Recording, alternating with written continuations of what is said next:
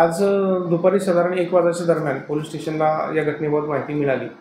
त्या घटनेच्या घटनास्थळावर गेल्यानं असं लक्षात आलं की या ठिकाणी सुयश नगरकर नावाचा 10वी मध्ये शिकणाऱ्या मुलाने त्याच्या घरामध्ये असलेली रायफलच्या गोळीमध्ये तो जखमी झालेला आहे। त्याच्या डोक्याला गोळी लागलेली आहे आणि नक्की त्यांनी घटना काय आहे, बंदूक हाताळताना अपघात झालेला आहे की त्यांनी आत्महत्या केलेली आहे, याबाबत आम्ही अधिक तपास करत आहे। अधिक तपासांती त्या निष्कर्षापर्यंत पोहोचता येईल।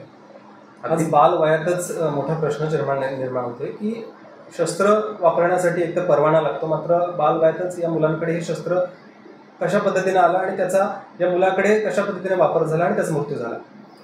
या घटनेमध्ये जे रायफल वापरलेले आहे ते रायफल परवानाधारक आहे, परवान्याची रायफल आहे आणि त्याचा परवाना मुलाचे वडील जे सुनील नगरकर यांच्या नावाने त्याचा रितसर परवाना आहे। त्यांनी सेल्फ प्रोटेक्शनसाठी तो परवाना शासनाकडून घेतलेला आहे। अगदी पण त्याच्यामध्ये बंदुकीमध्ये गोळी ही भरून ठेवणं हे कितपत योग्य होतं सर?